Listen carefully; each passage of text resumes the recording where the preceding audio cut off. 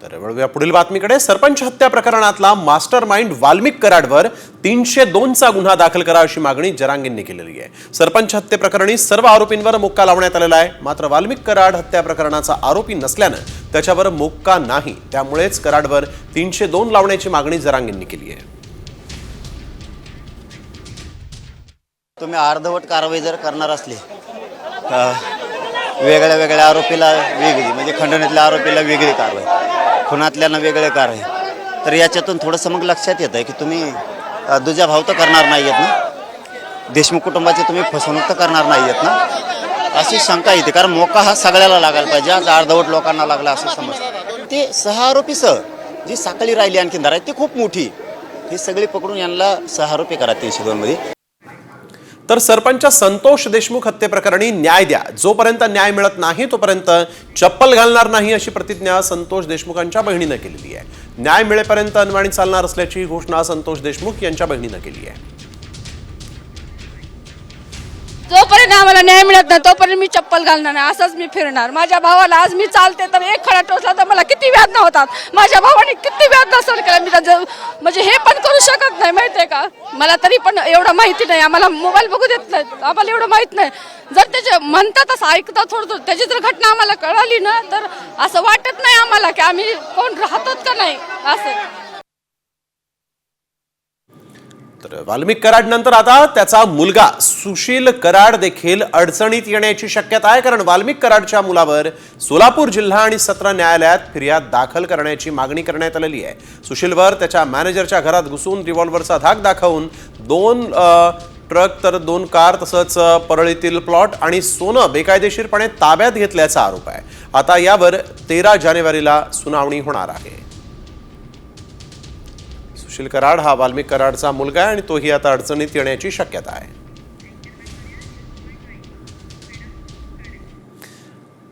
आणि आता पाहूयात इतरही महत्त्वाच्या बातम्या न्यूज पॉइंट 20 मध्ये। आरोपी वाल्मिक कराडचा अजून एक कारनामा समोर आलेला आहे। कराडनं सोलापूरसह राज्यातील 140 ऊस तोडणी यंत्रमालकांना 11 कोटी 20 लाखांचा गंडा घातल्याचं समोर आलं। ऊस तोडणी यंत्राचे 36 लाख रुपये शासकीय अनुदान मिळवून देतो असं सांगून 140 शेतकऱ्यांची फसवणूक केल्याचा आरोप वाल्मिक कराडनं केलेला आहे।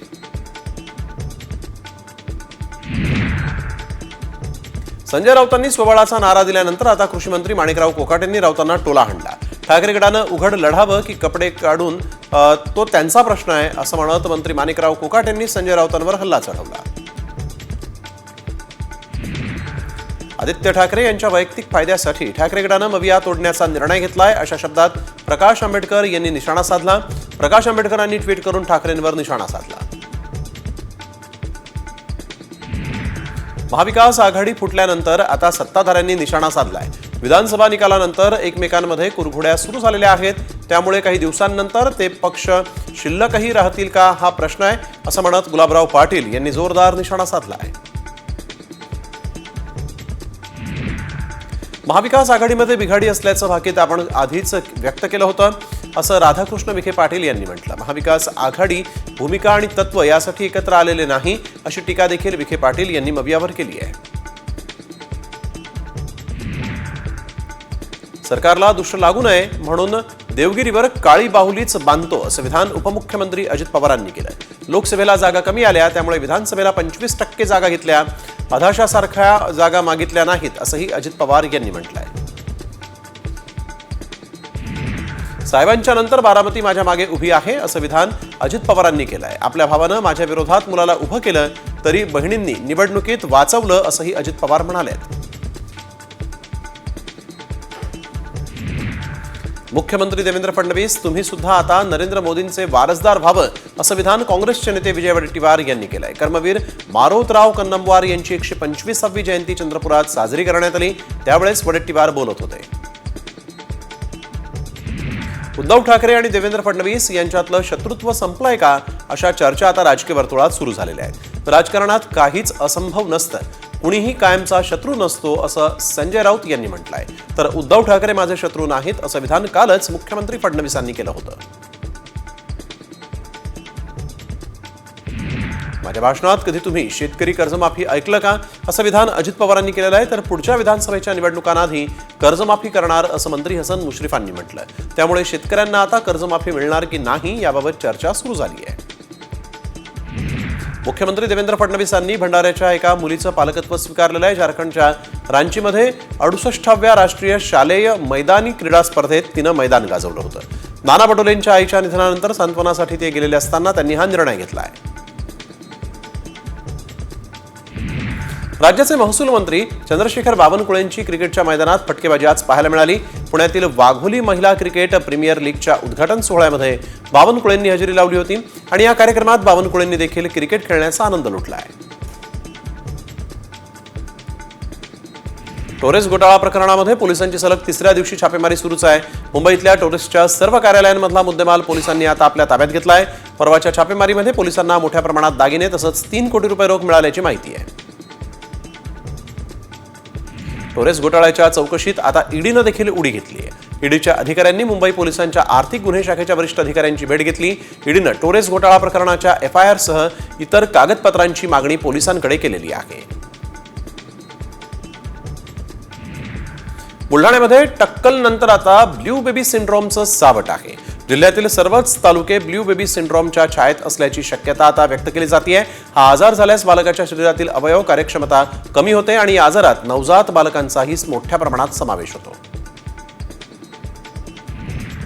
नागपूरमध्ये HMPV संशयित लहान मुलांचे सॅम्पल आता एम्स रुग्णालयामध्ये तपासणीसाठी पाठवण्यात आलेले आहेत. तपासणी किट नसल्यामुळे अहवालासाठी उशीर झाला. गुरुवारी अहवाल आला, मात्र तो जाहीर न करता NIV कडे पाठवण्यात आलेला आहे. आता NIV च्या तपासणीनंतर अहवाल समोर येणार आहे.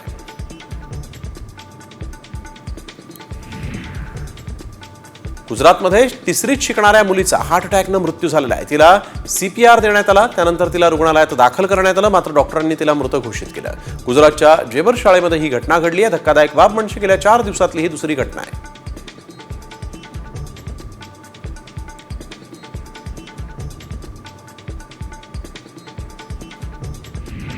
विशाळगडावर होणाऱ्या उरुसाला पोलिसांनी परवानगी नाकारली. अनधिकृत अतिक्रमणाची कारवाई पूर्ण झाल्याशिवाय गडावर कोणताही सण उत्सव साजरा होणार नाही अशी माहिती पोलिसांकडून देण्यात आली आहे. मालवण पुतळा दुर्घटनेप्रकरणी आरोपी शिल्पकार जयदीप आपटेला हायकोर्टानं जामीन मंजूर केलेला आहे. प्रकरणाचा तपास पूर्ण झाल्यानं आता आरोपीला कैदेत ठेवण्याची गरज नाही असं हायकोर्टानं म्हटलं. या प्रकरणी कुणीही जखमी झालेलं नाही, त्यामुळे हत्येचा प्रयत्न केल्याचं कलम इथं लागू होत नाही असंही कोर्टानं निरीक्षण नोंदवलेलं आहे.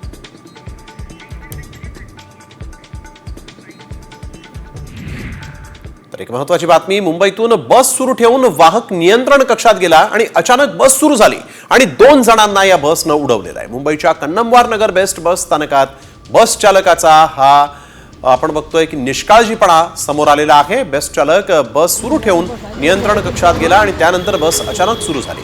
बसनं गती पकडली आणि एका टी स्टॉलला जोरदार धडक दिली. या धडकेत 2 जण गंभीर जखमी झालेले आहेत. सुदैवानं सुट्टीचा दिवस असल्यामुळे मोठा अनर्थ टळलाय. या ठिकाणी बस प्रवाशांची तसंच चाकरमान्यांची बस आणि रिक्षा पकडण्यासाठी गर्दी असते, तिथंच हा सगळा प्रकार घडलेला आहे. या 3 वर्षाच्या लेकराला न्याय मिळाला पाहिजे आणि ही जबाबदारी आज सरकार पक्षातले 2 आमदार आहेत, राणादादा आणि स्वामी साहेब. सत्ता पक्षातलेच आहेत ना, सगळे पडेलच बाजू आहे. ओम दादा आणि कैलास दादा तुम्ही लागा माग. तुम्ही सरकार पक्षातले तर राणादादा, त्या लेकीला न्याय मिळाला पाहिजे. हे जर सुटले तर तुमच्या चौघाच्या मागा लागा ना. मी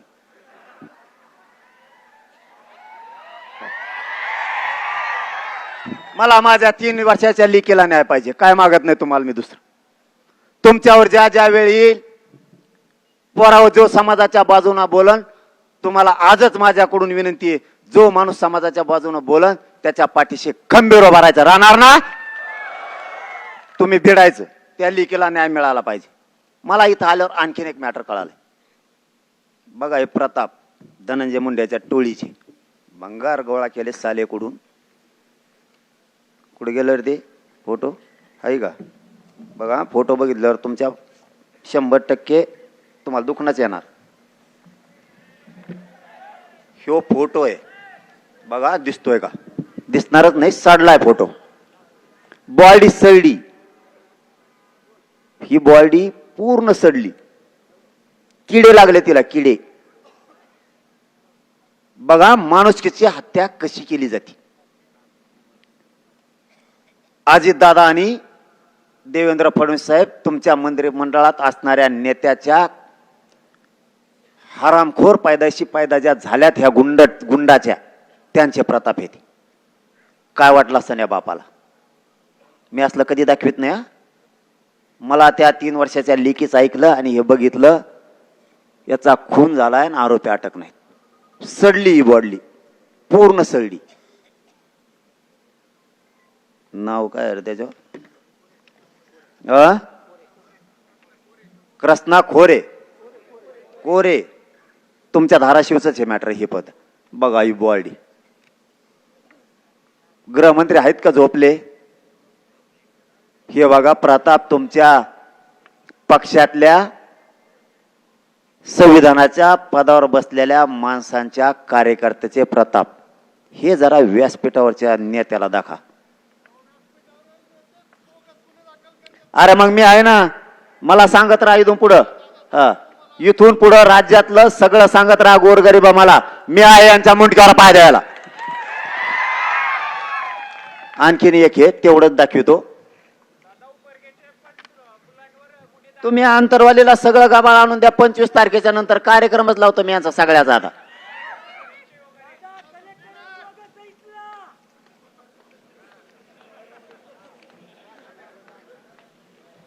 हे केजच आहे, हे केज मधलं. केज मध्ये सुद्धा अशीच एक मुलगी मारून टाकली. मुलगी मारून टाकली. हे आरोपी दारू पितेत बाहेर फरार आहेत. आत्ताही हे सुद्धा त्या धन्या मुंड्यांनी पाळलेली पैदासच. हे असे फिरतेत. न्याय द्यायचा नाही का? आता पुढचं सांगतो, 5 मिनिटात संपवतो. या राज्यातल्या लोकांनी आता जागा होणं गरजेचं आहे. मी कोणाला काही बोललो नाही. या धन्या मुंड्याचं मी कधी नाव घेतलं नाही. जो लोकांच्या पोरी छेडायचं सांगतो, आया बहिणीची इज्जत घेतो, जो खून करायचं सांगतो, असल्यांचा तोंडावर आम्ही नाव सुद्धा घेत नाही.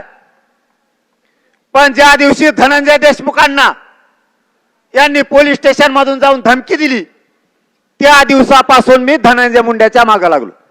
आणि एकदा मी मागे लागलो तर पाणी पाजल्याशिवाय सोडित नाही. आपला रूलच तसा आहे. मी 25 तारखेपर्यंत आता शांत आहे. मी 25 तारखेपर्यंत काही बोलणार नाही. कारण माझ्या लेकराच्या तोंडाला, हातातोंडाला आलेला आरक्षणाचा घास आहे. 25 तारखेपासून आमरण उपोषण. एकदा उपोषण झालं ना, आरक्षण मिळालं, याच परळीपासून मुंबईपर्यंत सगळं काढतो. कुंकुडून कसा सुटतो आणि कसा काय होतो ते मी बघणार आहे. कारण त्याला मी सांगितलं, तू माझ्या नादाला लागू नको. आता लागला. यांनी टोळ्या पाळल्यात. ह्या जमिनी हडपायला लागले, घर हडपायला लागले. यांना जात कळत नाही. त्या पिठी नायगावला धनगराचं पोरगा तळ्यात मारून टाकलं. बंगाली पिंपळ्या सुद्धा महारनोरचं पोरगा मारून टाकला.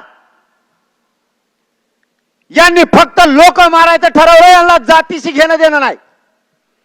कोणत्या ओबीसीची भूक लागली तुम्हाला? ओबीसी करून तुम्ही किती दिवस लोकांचे मुर्दे पाडणार आहेत? मी या मराठ्यांना जाहीरपणानं सांगतो, शांत राहा. पण आता यापुढे धड बना. कोणावरती हल्ला करायची गरज नाही. पण प्रत्युत्तर दिल्याशिवाय आता शांत बसायचं नाही. कुटुंब जगवावं लागणार आहे. स्वतःच्या कुटुंबाचं तुम्हाला रक्षण करावं लागणार आहे. तुमच्या गल्लीचं रक्षण तुम्हाला करावं लागणार आहे. तुमच्या गावचं रक्षण तुम्हाला करावं लागणार आहे. तुमचा समाज तुम्हाला जिवंत ठेवावं लागणार आहे. गाफील राहू नका. एकमेकाला साथ द्यायचं शिका. कुठलंही संकट आलं त्याला यापुढे सामोरं जायचंय. आपण अगोदर वाट जायचं नाही. पण जर यापुढे वाटा गेले उत्तर जशाला तसाच द्यायचं, माग हटायचं नाही. मुर्दे पडतील, आपल्या लेकीबाळी संपतील. किती दिवस आपण मुख्यावर बसणार आहेत. यांना जर थांबायचं नसाल तर आपला नाविलाज आहे. हे फक्त मुठभर आहेत. यांचे माजन मस्ती उतरायला वेळ लागणार नाही. फक्त आमचा संयम आणखीन आम्ही सोडलेला नाही. संतोष भैयाला जर न्याय मिळाला नाही आणि इथून पुढे जर असले काही प्रकार झाले तर पुढच्या काळात सावध राहा.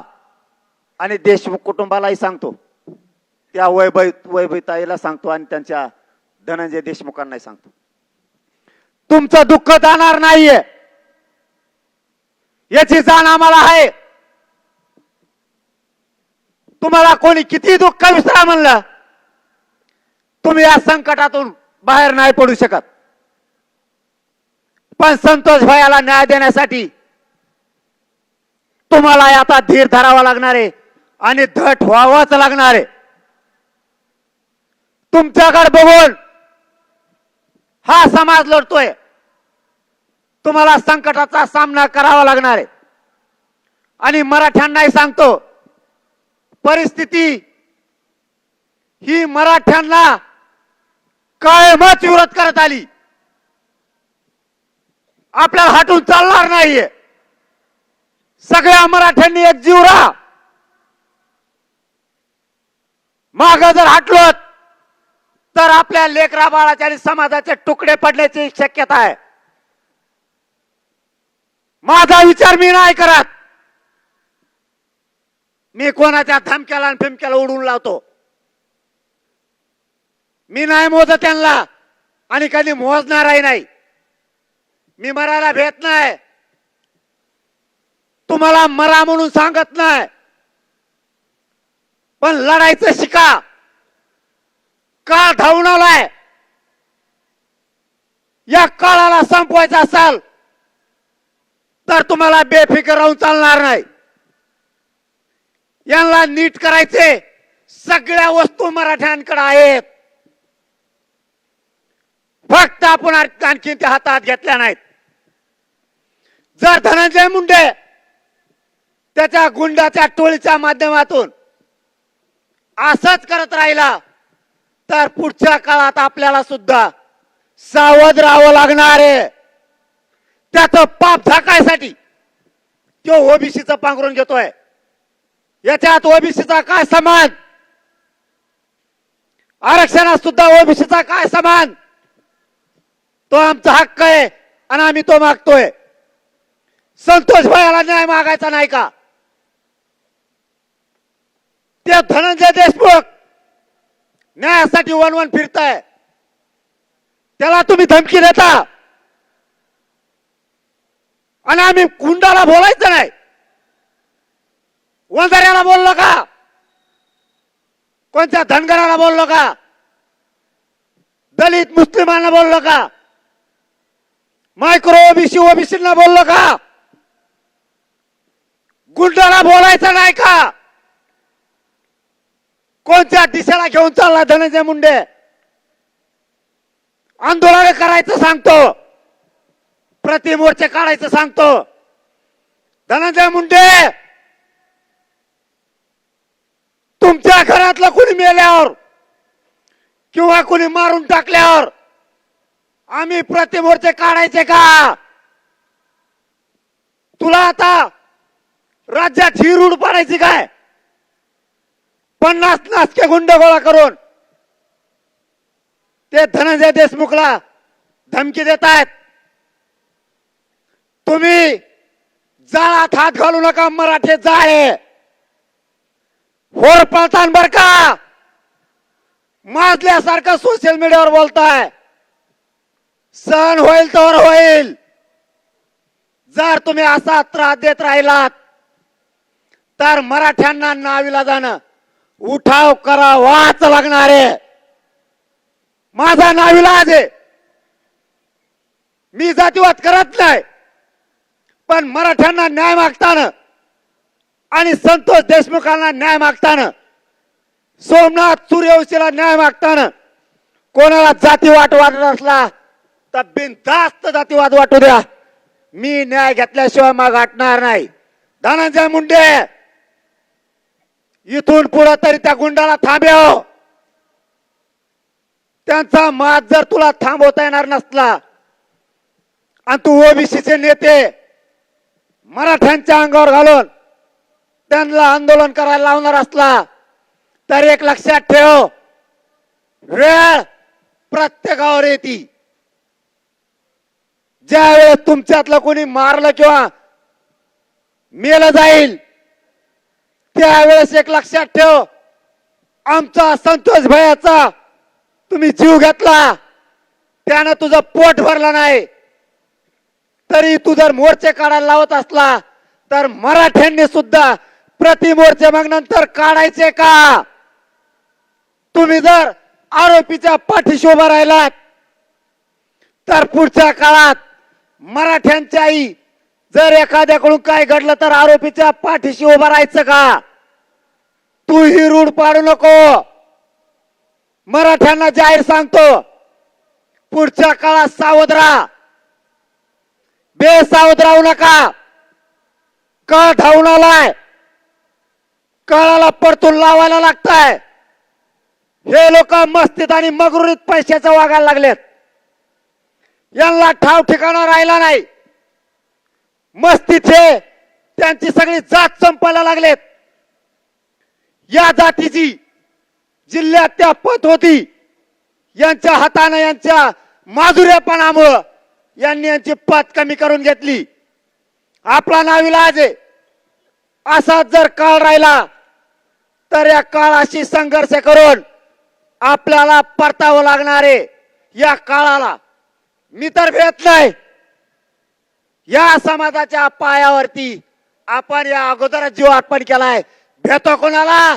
आणि धनंजय मुंडे भेट नसतो. मनोज जरांगे, तुझे लोक शांत कर.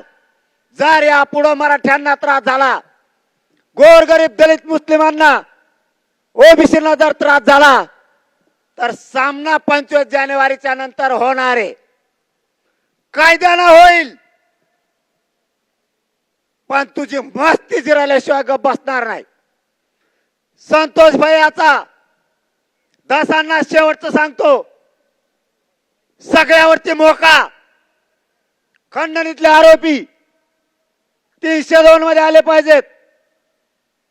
जेवढे जेवढे प्रकरण झालेत, आरोपीला ज्याने ज्याने सांभाळलाय त्यांना सह आरोपी करा.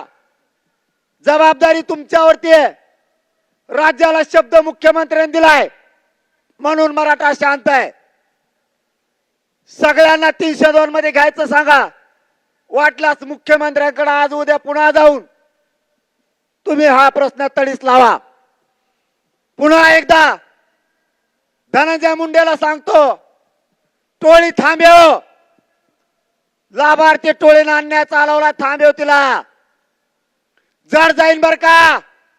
ही धमकी नाही, तुला सावध करायलोय.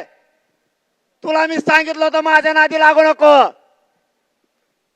यांची मस्ती थांबव. जर याच्या पुढं तुझ्या गुंडानं लाभार्थी टोळीनं कोणाला त्रास दिला किंवा देशमुख कुटुंबाला जर बोललं तर लक्षात ठेव, त्या गुंडाचा बंदोबस्त आम्हाला करावा लागणार आहे. गुंडाला आम्ही बोलणार, तुझ्या जातीला कधी बोललो नाहीत. पांघरून घेऊ नको तुझं पाप झाकायसाठी.